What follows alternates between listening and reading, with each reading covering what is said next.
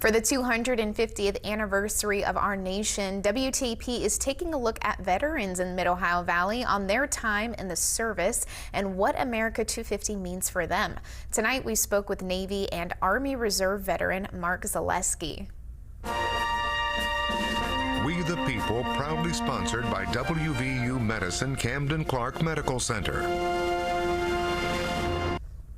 Mark Zalesky is a retired veteran who served in the Navy from 1986 to 1996 and then rejoined into the Army Reserves from 1999 until retiring in 2011.